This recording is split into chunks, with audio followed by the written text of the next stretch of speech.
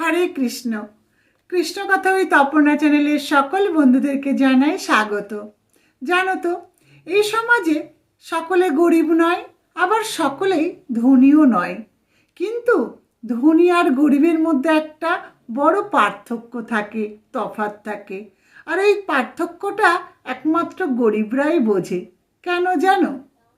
যদি তুমি গরিব হও তাহলে বুঝতে পারবে তোমার খুব কাছের মানুষ, প্রিয় মানুষ, আপন মানুষ তোমাকে এড়িয়ে চলবে, তোমার সাথে কথা বলবে না। তোমাকে দেখলে তাদের যেন কথা বন্ধ হয়ে যাবে। আর সম্মান, গরিবরা কখনো সম্মান পায় না। আর যদি তুমি ধনী হও তাহলে তোমার দূর সম্পর্কের আত্মীয়রাও প্রতিদিন সময় করে খোঁজ নেবে, কথা বলবে, গল্প করবে। আর গরিব মানুষ যদি কোনো ভুল করে তাহলে তো কোনো কথাই নেই। আর যদি কোনো দোষ নাও করে তবুও তারা দোষের ভাগী হয়ে যায়।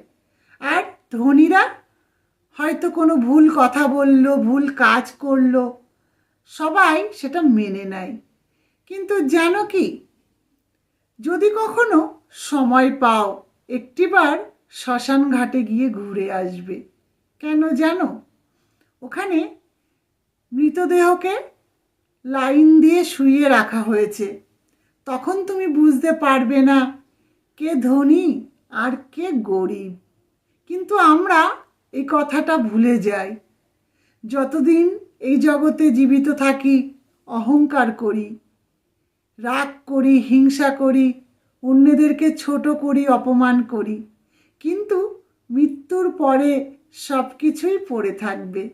তাই মৃত্যুর পরে যদি কিছু তোমার সাথেও যায়, সেটা কি যাবে? টাকা পয়সা, ধন দৌলত? কখনো না। মানুষ খালি হাতে আসে, খালি হাতেই ফিরে যায়। হ্যাঁ, যাবার সময় একটি জিনিস নিয়ে যায়। সেটা কি? কর্মের ফল, অর্থাৎ কর্মফল। যে যেমন কর্ম করে সেটাই মানুষ সাথে করে নিয়ে যায়।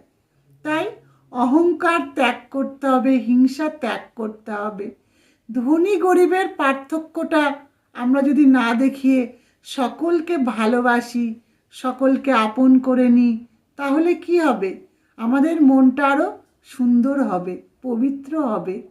তখন সেই পবিত্র মন নিয়ে যে কর্মটাই করো না কেন সৎকর্ম হবে।